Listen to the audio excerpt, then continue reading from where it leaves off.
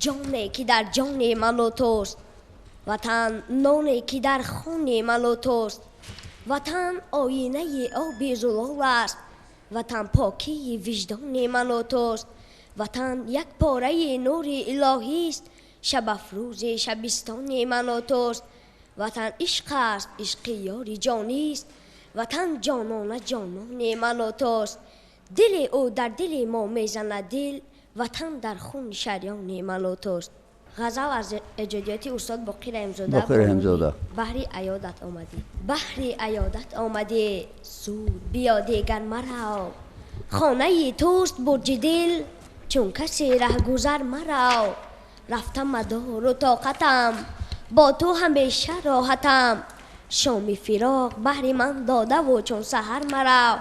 خم شده روی بسترم رنگ ببین و حال پرس. پرتب و تو پیکرم سوخته چون شرر مرا. در دیگر دوا دیگر چاره دیگر شفا دیگر. زین همه باش با خبر گفته تو الحذر مرا. آمدهی به پای خود آلیه شفای من. گر بروی مرا ببر به منی هم سفر مرا. استاد رحمت ناظری ای وطن گر یک دم.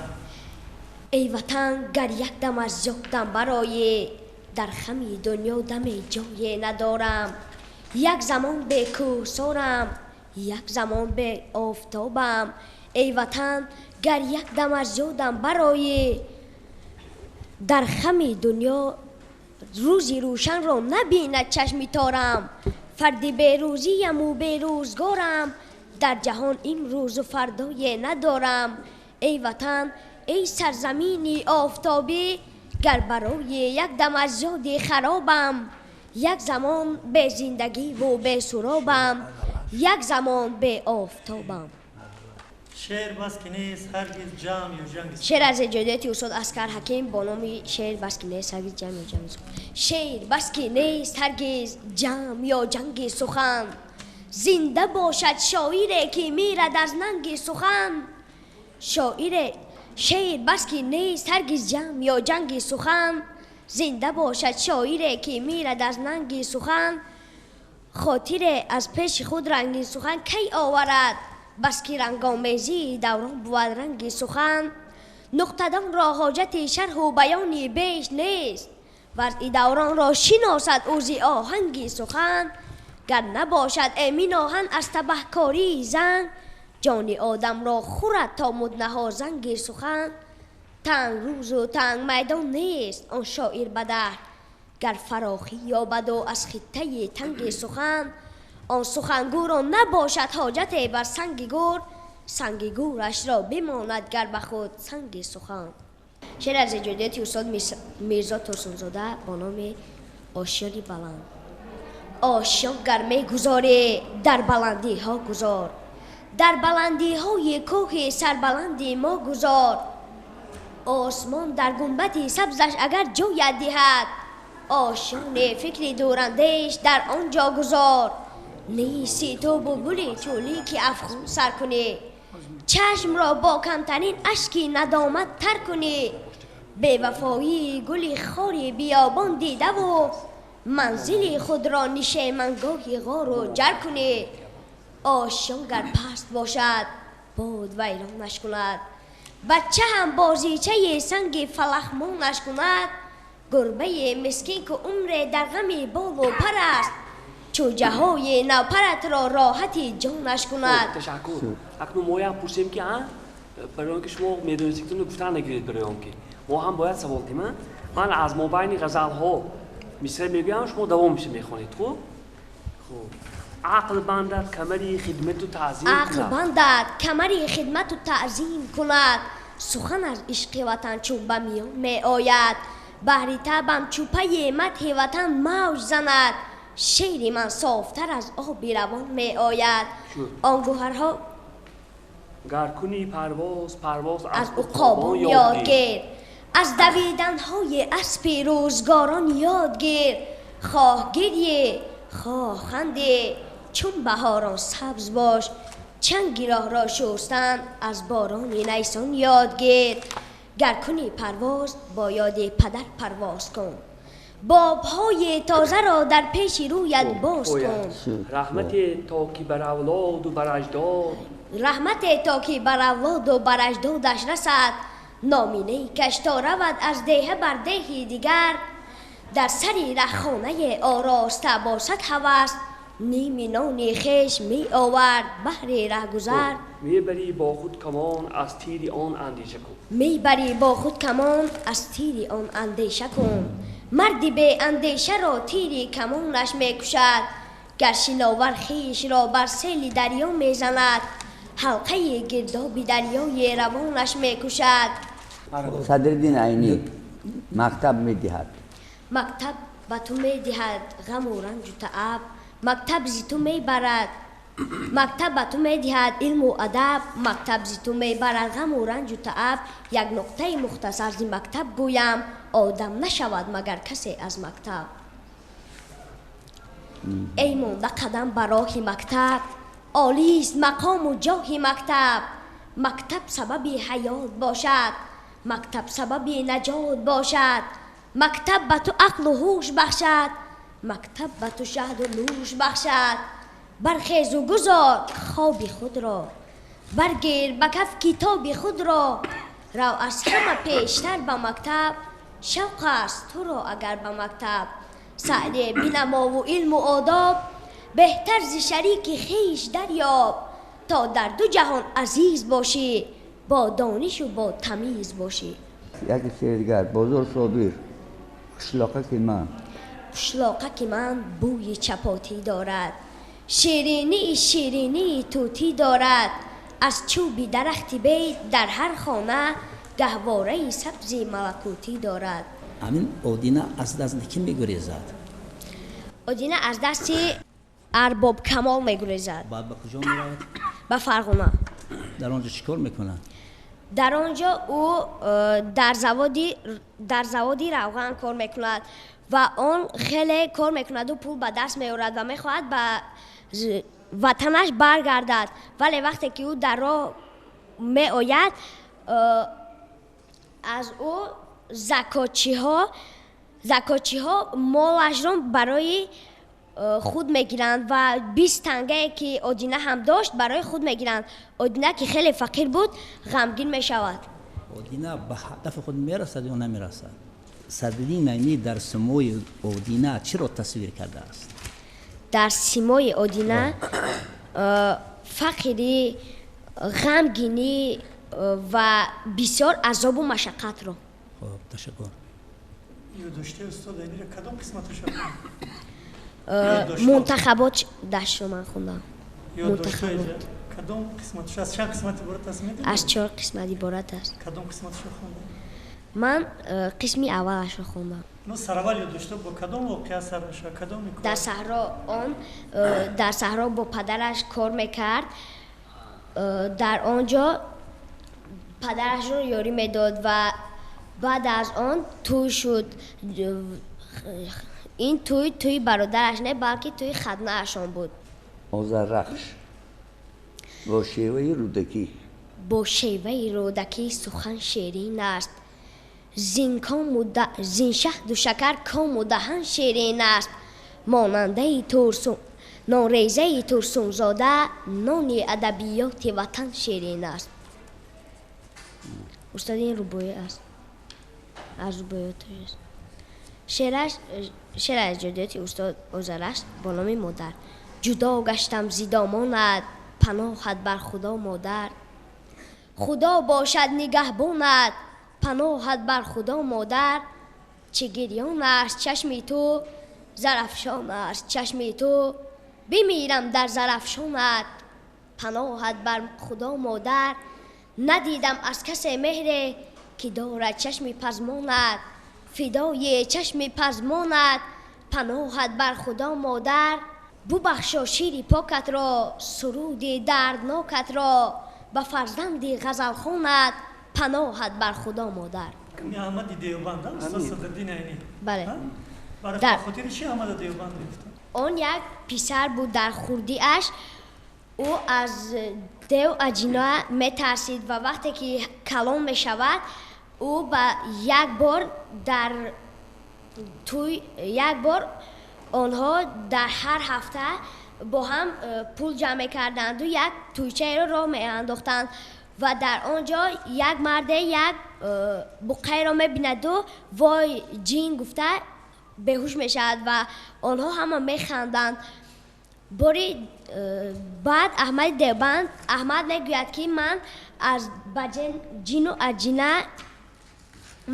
اجینه را میدانم که وجود ندارند و برای اثبات این او به مزار می رود و در آنجا کردش را به تنه چوب زده باز برمیگردد. خب در مکتب کهنه چرا صدرالدین از مکتب داملا به مکتب دخترانه می رود؟ برای آنکه داملا هیچ چیز را نمیدانست. او تو دیوار کلمه ها را تکرار میکرد و طلبه هایش می آموختند. این را پدر صدرالدین عینی وقتی میفهمد که در دست او تختچه را میدهد و میگوید این چه حرف است ولی صدرالدین عینی آنها را گفته نمیتواند و برای همین مادرش را به مکتب دخترانه میفرستد. و روز یکم او نان و کلچه نمیبرد. یک دختر نو میآید و بیبی خلیفه از نان و کلچه آن دختر به صدرالدین عینی میدهد. مکتب دخترانه در آنجا مکتب سردار پسرانه چی صنف فرق دارد؟ در آنجا فقط دخترها میخوندند و سردار صنفشان حبیبه بود. در آنجا فقط دخترها تحصیل میکردند. آموزگارشان بیبی خلیفه بود. اما در مکتب پسرانه باشد همه پسر بودند. دامولا بود، خلیفه بود، ولی در مکتب دخترانه چنین نبود. خلیفه بود اما دختر. وقتی گلی بوگونا چگونه اثر است؟ این کویا است، پوست است، رومان است. پوست است. وقتی گلی بابونه این پوست است. پوستی بهمنیار است. در آنجا سخن درباره خودش می رود و او از سرگذشت خودش نقل می کند و از کتابی سرمده نقل کرده شده است. در آنجا فرشته ما، شاشا و مانند اینها قهرمان ها بود. شاشا کی بوده که؟ شاشا در یک دهه زندگی میکرد. او خود را دکتر مینامید و همه به او میگفتند شاشا کتفم درد میکند. سلیمه بوده؟ بله، او را همه میگفتند شاشا کتفم درد میکند، شاشا میانم درد میکند و شاشا وقتی که بسیار به او میگفتند او غضبناک میشد و از بین مردم میرفت و در آخر شاشا وفات میکند. چگونه وفات میکند؟ او به کوه میرود. در کوه وقتی که اول مادرش میمیرد او به کوه میرود و بعد چند پس باز میآید و باز بار دیگر به کوه میرود. همه او را میکوبند ولی نمییابند و فکر میکنند که او مرده است و در حقیقت هم او مرده بود.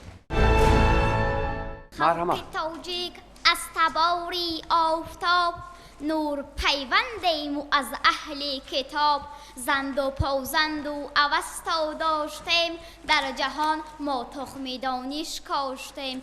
ای فروغی صبح دانایی درود جوش زن ای زندگی ای زنده رود.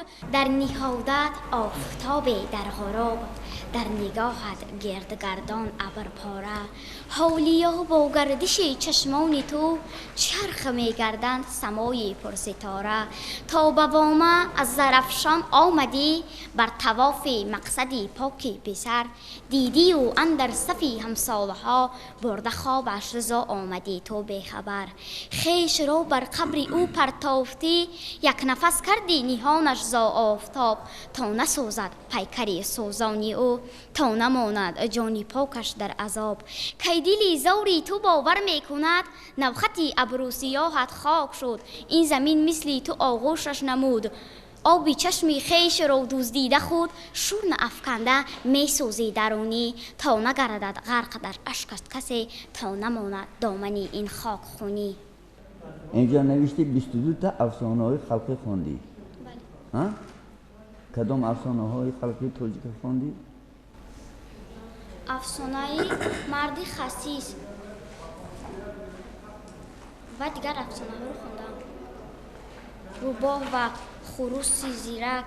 چند ضرب قرائت کن. با ماه شینی ماه شوی با دک شینی سیاه شوی از آدمی بیکار همه بیزار نفسی بد بلای جان کم خور غم مخور. سوپ جوانی ما هم سوپ بله خونده این سوپ جوانی بله پارچه پارچه خونده بله کدام پارچه پدر از تذکره همین افتاب خانده استاد عبدالعزیز سمر بله کدام جان است کویا است بله چی کم برک درباره افتاب خانده پسرک بود که به درسهایش تیار نمیکرد فقط بهای دو میگرفت و او هیچ کار نمیکرد وقتی خوراکوری دست رویش را ناشسته خوراک میخورد روز او سحر از جایگاهش نخست و بیبیش او را صدا کرد و گفت خیز نبیره اکم چرا تو این سحر دیر میخیزی پسر در حیرت ماند و خیال کرد که باز همان ساعت بیبیش را فریب کرده است یک دفعه هم همان ساعت بیبیش را فریب کرد و بیبی گفت که این ساعت را نزدی اوستا برده یک گوشکش را سخت تکک تا بدهد بعد او دیگر آدمان را فریب نمیکند او از جایگاهش خسته به نزد بیبیش رفت و گفت بیبیش شما را با ساعت فریب کرده است نه انا نگاه کن ساعت درست کو بعد پسر به ساعت نگاه کرد و دید که در حقیقتا ساعت درست و گفت بیبی چرا من این سحر از خواب دیر خستم بعد بیبی گفت میلش اینو نشتا کن وقتی اونو نشتا کرد بیبی با او گفت که آفتاب از تو خفه شده است وقتی که تو دستهایت را تیار نمیکنی دست رویت را نشسته خوراک میخوری آفتاب از تو خفه شده است اگر تو از پگاه درسهایت را تیار کنی و دست رویت را شسته بعد خوراک بخوری آفتاب باز میبراید پسرک این کاری گپهای بیبیش را شنیده خرسند شد تزگویه چند تا تزگویه گوی گربه ما اوچه شد اوچه بالاچه شد گربه ما اوچه شد اوچه بالاچه شد گربه ما اوچه شد اوچه بالاچه شد گربه ما اوچه شد اوچه بالاچه شد سبزی زیر زمین از زلفی سبزی زیرین از سبزی زیر زمین از زلفی سبزی زیرین از سبزی زیر زمین از زلفی سبزی زیرین از زمین زیر ذخیره که زمین زیر ذخیره که زمین زیر ذخیره که از صدرالدین اینی چی خونده؟ مکتب کهنه کنی اجمالا مختصر نقل کنی درباره مکتب کهنه استاد صدرالدین باید از 4 ساله 4 ماه 4 روزه بودنش باید به مکتب میرفت اما دلی مادری او به صدرالدین سوخت و ماند که وقتی که صدرالدین 6 ساله 6 ماه و 6 روزه شد صدرالدین را بعد به مکتب فرستاد وقتی که صدرالدین را حاضر به مکتب نفرستاده بودن مادرش به او گفت خوب بخوان پسرم ماندگی هایت را گیر پسرش استاد صدرالدین باشد گفت که من ماندگی هایم را میخوانم و حتی از همسنفانم هم باید زیادتر بروم وقتی که صدرالدین را به مکتب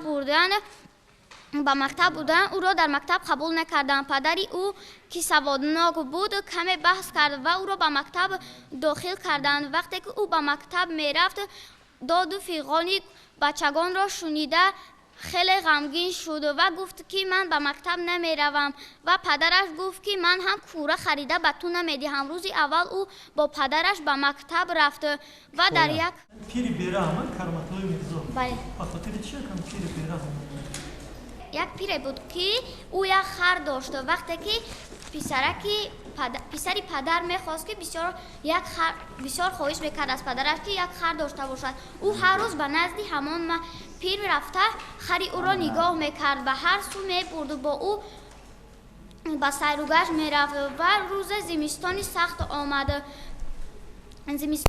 آمد پیر گفت که به پسرک گفت که من این خر نصیب شود برده این را در خانه تا نگاه کن من به تو این را بخشیدم گفت و پدر باشد از این کاری پسر راضی نشد و گفت که نه برده ده و همان پیر تو را فریب میکند اگر تو این را بگیری او در اولی بهار باز از دست تو این خر را گرفتن کشیده میگیرد پدر گفت و پسر گپ پدر را باور نکرد و چند روز همان خر در آغلی آنها ایستاد و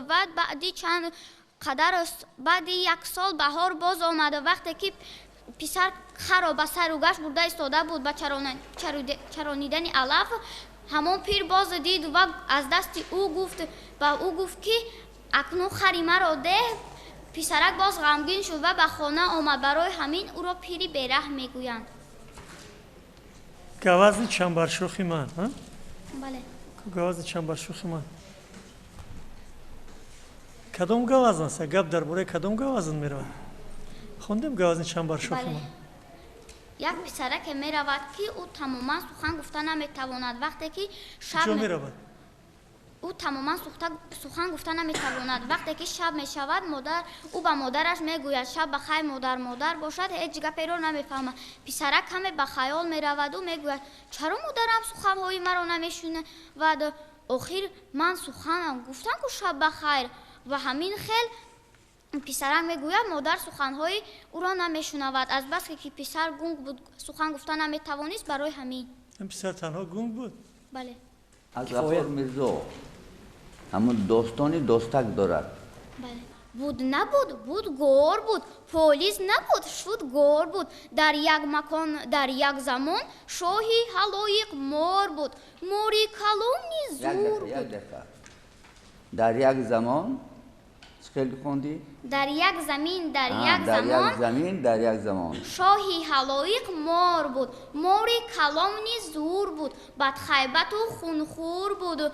در آن زمین فرمانبرش زنبور بود. یک روز هنگامی بهار زنبور را فرمود مور درو بیرو زردی مخف از بحری من چاشنی بیار. رونش زن درنده را پرنده را چرنده را کی از همه شیرین تر است فردا خبر بین ما مرا. زنبور زود پرواز کرد کارش را صد از یک آغاز کرد. گوساله را بزغاله را شیرین گزید و ناز کرد.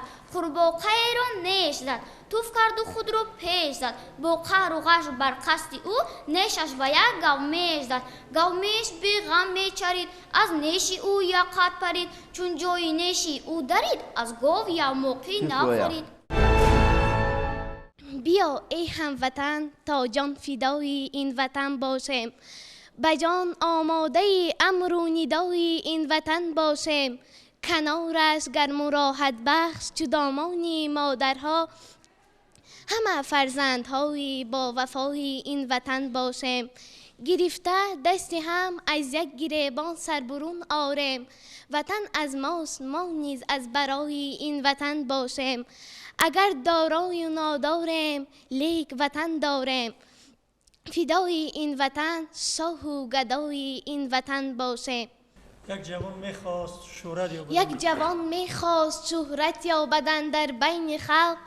نام خود را زنده گرداند به عالم جاویدان. فکر کرد و عاقبت یک چاره پیدا نمود. کن نامش را بر روی سنگوزان شد شادمان. گفتمش آن سنگ را سیلاب اگر از جا برد. سازدان را در یگان جای زی چشمی کس نهان. یا کفد آن سنگ از گرما و از سرمای سخت. نامی تو گم می شود بی شبهه با سنگ از میان. گر تو خواهی زنده باشی سالهای بیشمار. عمر بینی جاویدانی تا جهان دارد بقا. از ته دل خدمت خلق و دیاری خیش کن. صبر کن نامت به قلب مردمانی با وفا. استاد بفرمایید. تا چشم زدیم آفتاب آمد و رفت. یک روزی حیات مثل خواب آمد و رفت. شاگرد به درس استادش گویی به دفتر و خامه و کتاب آمد و رفت. در کدام ژانر نوشته شده است؟ در کدام ژانر؟ ربایی. از کی است این؟ از لایق سرالی. با آب جبین کنیم تعمیر زمین. با عقل روا کنیم تدبیر زمین. در روی زمین پا نهادن سهل است. یا تیر زمین شویم یا زهر زمین. تاجیکستان چشمه جویت منم. یک جهان چشمی وفا سویت منم. بوی جنت آید از هر گوشه‌ات. مشک بویم زنده با بویت منم. جان فدای جوهر مهر از تو صدق. بازی جان در سر مویت منم. رو نه آرم بر گریز از یک صدا.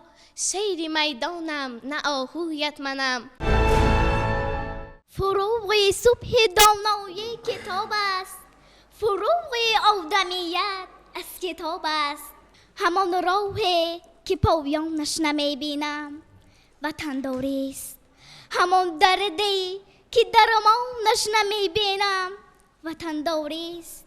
به خون ناف هر خاک شود آلوده جان دارد. تنی را به غمی جانش نمی بینم. وطن دوریست همان مرده که استیری عدو دارد جراحت ها، ولی چشمان گریانش نمی بینم. وطن دوریست رهی استون شوی مشکل خود را همه جوید، همان مشکل که آسانش نمی بینم. وطن دوریست اگر فکر وطن در سر نباشد سر چی کار آید؟ دل خالی ز ارمانش نمی بینم. وطن دوریست فدایی را محمد شکوه از بار گرانش نیست، زی عمر خود پشیمانش نمی بینم. وطن دوریست. لطیفه یک روز دو مست در راه پاییز غلان غلان رفته ایستاده بودند. ناگاه اینش با اونش میگفتند که این برادر این لیسانس ها تمامی ندارند. این برادر جواب داد انا لیفت آمده ایستاده است، حاضر سوار شده میرویم. شکوه از تو ندارم اسری من، شکوه از تو ندارم اسری من، چون توی آموزگارم اسری من. وقتی خواب آلودی من جنبانده، صاحب اجازت شمارم اسری من. تو مانند زمین یک تای مادر، تو مانند زمین یک تای مادر، تو مانند زمین تنهای مادر. زمین را هر قدر چون مولی میراسی میانی هم بساب تقسیم کردن. زمین را قطعه قطعه فرزندان تو برای هم دیگر تقدیم کردن. ولی یک روز دانستن زمین قسمت نخواهد شد. زمین و آسمان خورشید و ما مثل مهر تو مثل دل تو میان کودکان قسمت نخواهد شد. از اثرهای نثری چی خوندید؟ از اثرهای نثری از ساتیم اولوغزاده پارچه از قصه صبح جوانی ما. پدرم بچه طلبیده گرفتگی آب آردر کی دزدید مطالعه نمودم. باز از جلال اکرامی پارچه از پاویس. از مسکو چی آوردی؟ از تذکره از مسکو چی آوردی؟ جمعه چی شد بچم کنیم کارتین سر می شود و مانند همین در داخل حکایه ها مطالعه نمودم. مانند همین چند کتاب خوندید؟ نثر کتابی نثری چند تا؟ 20.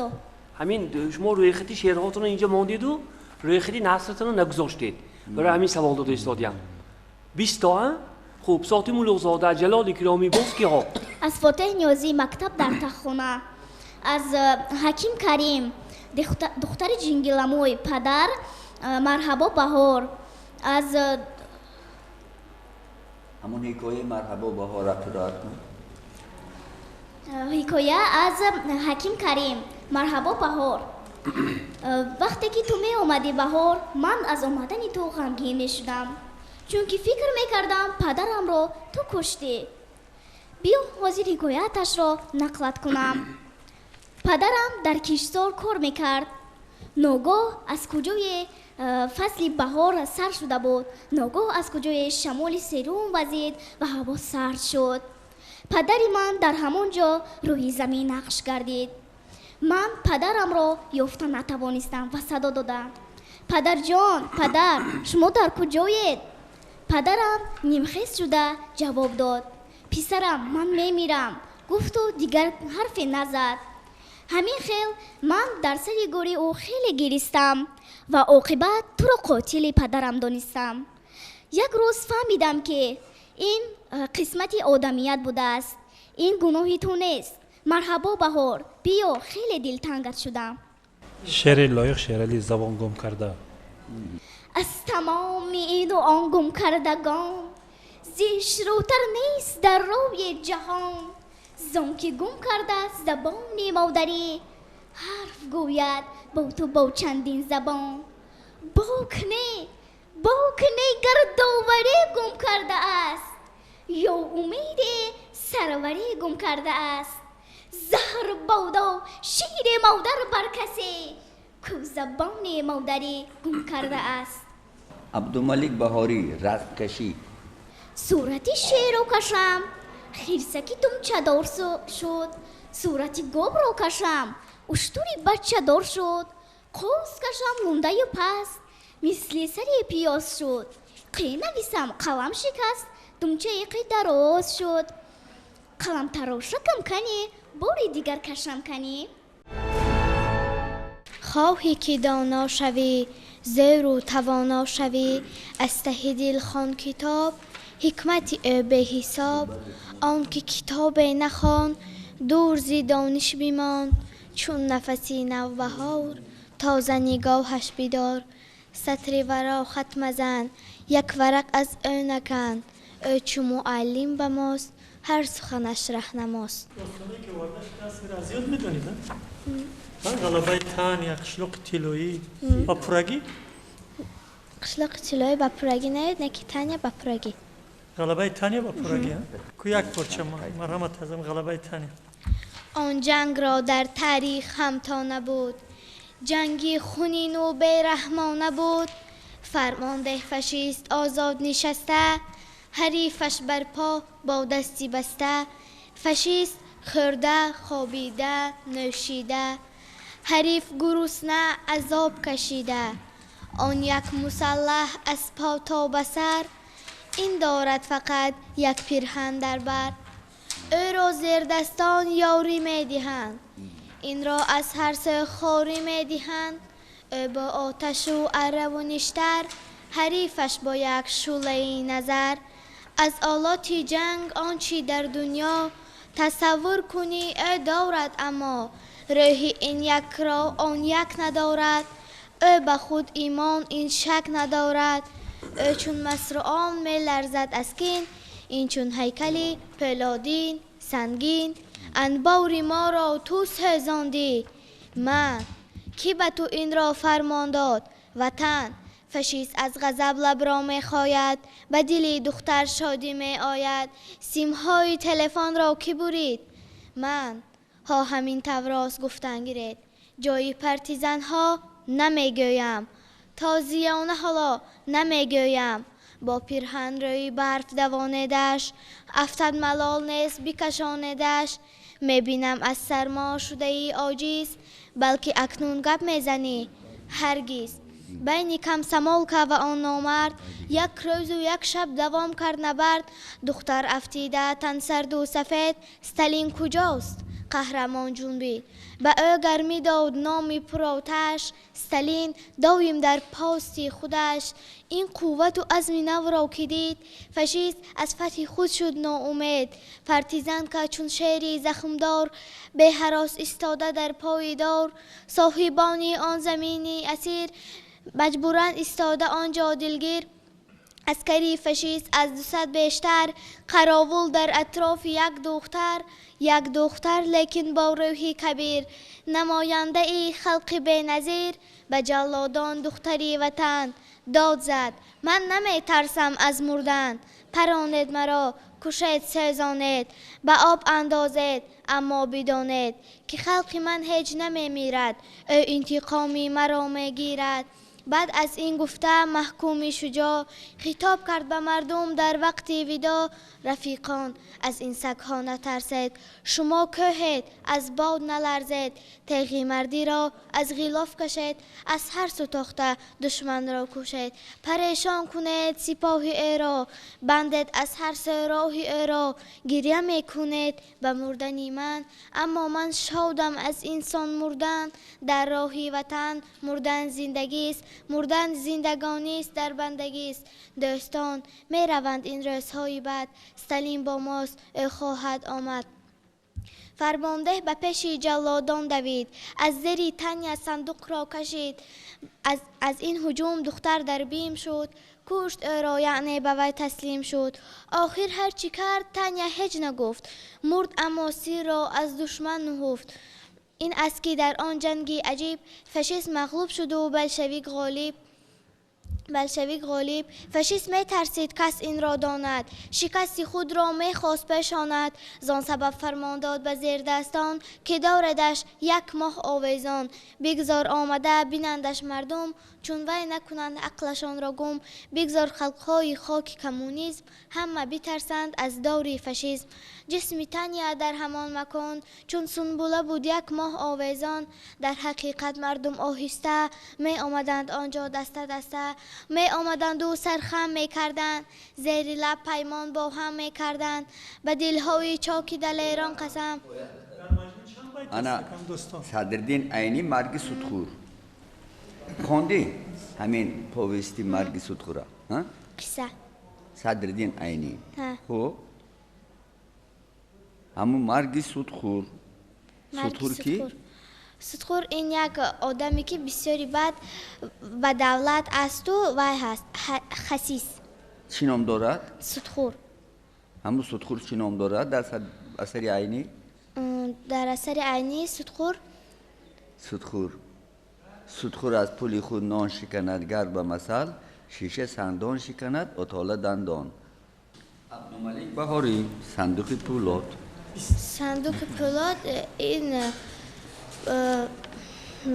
حکایه های فانتاستیکی دارد از فانتزی عبارت است من از اینها حکایت سنبوله و زنبور عینکدار را خواندم همین کافی است ترسونزاده تو را 100 بار گفتم که غلامت من همین کافی است فدای یک کلامت یک سلامت من همین کافی است نوشتم پخش کردم مهر موندم دست به گفتار حیاتم را مماتم را به نامت من همین کافی است تو دانی فعل و اطوار غلامان شعر و اسیان است شکستن پاره کردن کنده و زنجیر زندان است چرادی که جشیده خورشیده برون رفتن زی قعری تنگنا آمالی آزادی پرستان است ولی من آن غلامم که نه اسیان می کنم نه شعر نه با تو می کنم جنگ و نه از تو می شوم من دور همیشه با تو می خندم همیشه با تو می گیرم اگر خواهی تو من هیجو اگر خواهی تو من مشهور وفا کن گفته بودی من وفا کردم همین کافی است دلم را در وفا آب و ادا کردم همین کافی است همین پلات کنجکی از کی است انا پلات کنجکی رمنی نخست شعر صدرالدین عینی سرود مکتب سحرگاهان که بلبل در نوا شد گل از شادی شکفت و غنچه وا شد شما ای بلبلانی باغ مکتب سحرگاهان چرا خوابید هر شب شما هم در نوا آید باید که تا از باغ معنی گل کشاید سحرگاهان گلستانی دبستان تراوت بخش باشد چون گلستان چرا از این گلستان گل نچینید چرا در کنج بیکاری نشینید بیاید ای رفیقان درس خوانیم و بیکاری و نادانی نمانیم به عالم هر کسی بیکار گردد به چشم اهل عالم خار گردد سندره از کی است سندره از ارون کهزاد این چه است در کدام ژانر نوشته شده است پوست قهرمان اساسیش کی است قهرمان اساسیش دوران شیرالی تاجیکستان زمین داری زمان داری تو امروز جهان در جهان داری تو امروز سرودی تو به کنج دل نهان است چو پروازی عقابان به نشان است در این ایام ملک نازنینم تو را در صبح خورشیدی ببینم در این روزی تو من آینده یابم شوم همپا و همراه شتابم چو مادر تو بزرگی پایداری که اول داری و آخر نداری غفار میرزا اسرار چگونه است نظم است نثر اسرار غفار میرزا نظم این اسرار کی است نه این نام کتاب می باشد این کتاب و کتابچه شعر هاست کتابچه شعر ها خودی دوستانی اسرار رو نخونده یا نه نمی زاغ‌های بدمور کی نوشته است جلال اکرامی کی آن زاغ‌های بدمور زاغ‌های بدمور گفته آدمانی بد را به مثل ملاخاک راخش داده و غیره ها یاد داشتو قسم یک خونده یا استاد اینی برای چی یاد میاره تو تپوشاره به خاطر چی هنر داشتم کامپیوتر با کودکان افسانه ها درباره جن و اژدها و دیوها نقل کرده می‌داد. اودینه از نزد ارباب کمال می‌گریزد. از روی آن که ارباب کمال وقتی که مادر اودینه از ارباب کمال برای گرویدن پدرش قرض میگیرد، او وعده میدهد که وقتی که اودینه 11 ساله می شود او را به خدمت ارباب کمال میفرستد. وقتی که اودینه 11 ساله می شود در حقیقت هم مادرش او را میفرستد. او در آنجا در خدمت ارباب کمال می شود و یک روز یک بره را از جری غلطانده پایش میشکند. انا همان روز ارباب کمال را لطکه میکند و سرش میکفد. تاجیکستان میکنم شکری کم و بسیاری تو، میکنم شکرانه از آزرم و از آزاری تو.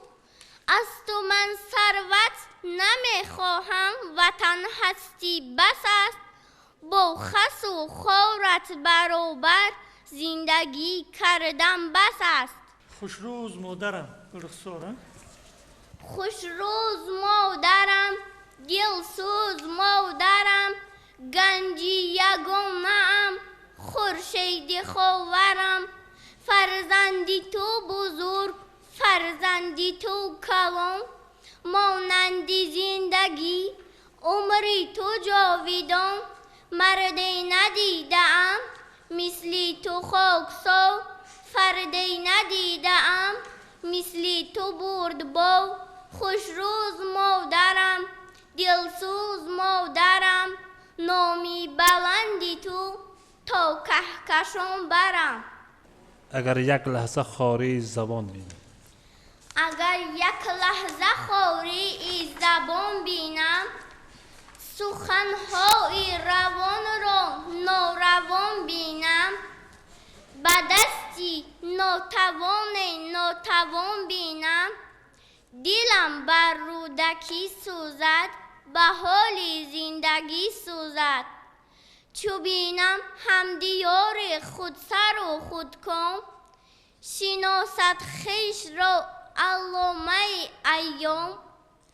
نداند مصرع از حافظ و خیام، دلم بر رودکی سوزد، به حال زندگی سوزد. چو بینم بو علی سینا سرگردان، میان قوم‌های بی سر و سامان. براهش نیست سوی لبح من آسان، دلم بر رودکی سوزد، به حال زندگی سوزد. بله. انا یک شعر دیگر از بزرگ صوبی. وطن وطن وطن. وطن وطن وطن، منم به تو تنی بطن. کسم اگر کسی تویم، خسم اگر خسی تویم. وجود تو از دو تن، تنی زمین و جسمی من و تویم هم بدن. وطن وطن وطن وطن. نه روز و شب خواب است. این چه است؟ نه روز و شب خواب است. در نظام نامت آوردگی چیستان چه است این؟ نه روز و شب خواب است، کارش مدام حساب است ساعت. خب غلام کمربسته. غلام کمربسته پشتی درک نشسته جارو. سرسر دستان می رود. سرسر دستان می رود، رودکشالان می رود. سوزن و رشته.